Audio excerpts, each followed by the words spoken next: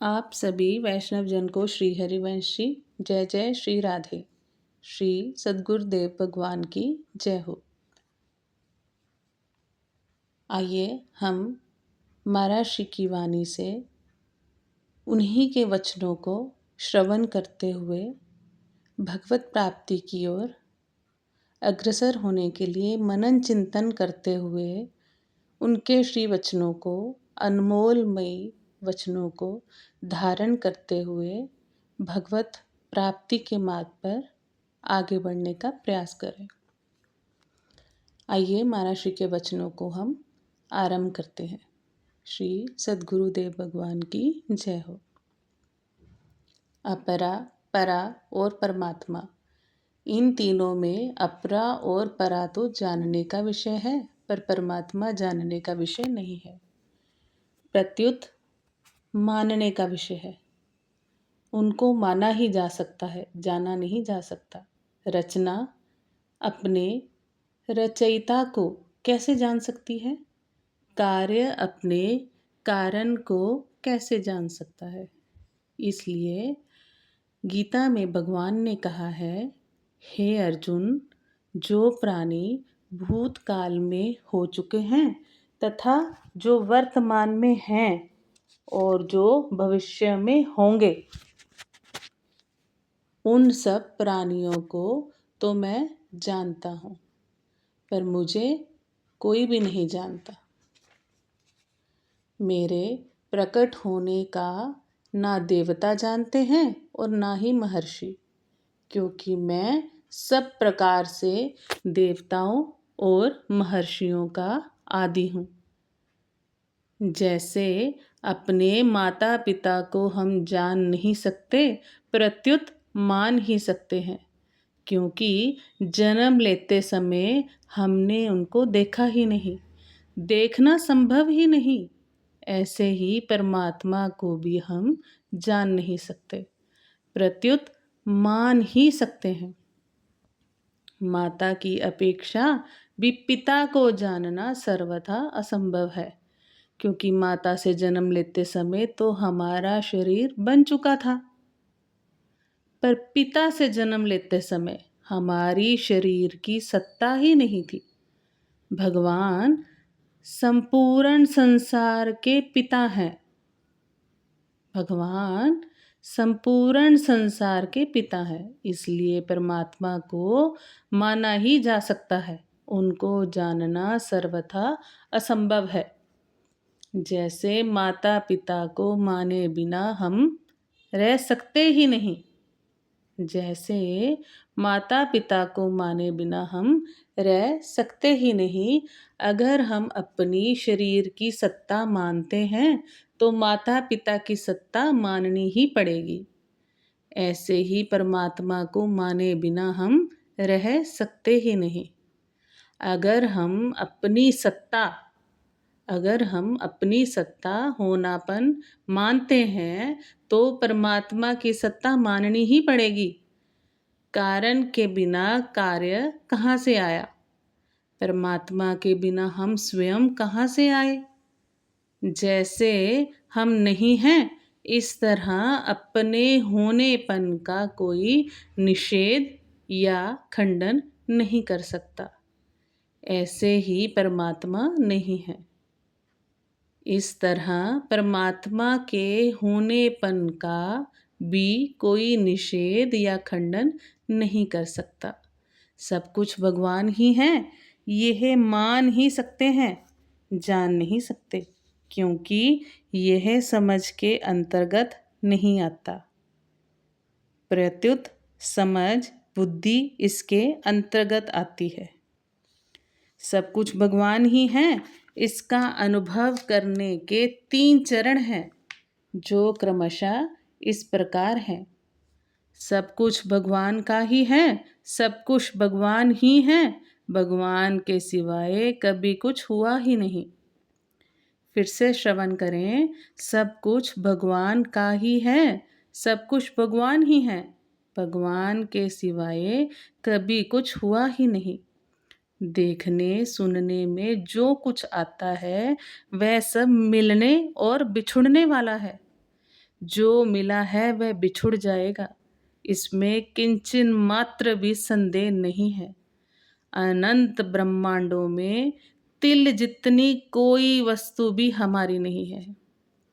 जो कुछ देखने सुनने में आता है वह सब अपरा प्रकृति है, जो भगवान की ही है। भगवान ने अपरा प्रकृति को भी मेरी प्रकृति कहा है और परा प्रकृति को भी मेरी प्रकृति कहा है। फिर हमारी क्या वस्तु हुई? सब कुछ भगवान का ही हुआ। अतः जो कुछ दिखता है वह हमारा नहीं है, प्रत्युत भगवान का है। यह दृढ़ता से स्वीकार कर लें तो हमारा साधन शुरू हो जाएगा। जब तक हम मिले हुए को अपना मानते रहेंगे तब तक साधन शुरू नहीं होगा। मिले हुए को अपना मानते रहने से ना तो विवेक दृढ़ होता है और ना ही विश्वास दृढ़ होता है। इसलिए संतों ने भक्तों ने कभी संसार को अपना नहीं माना।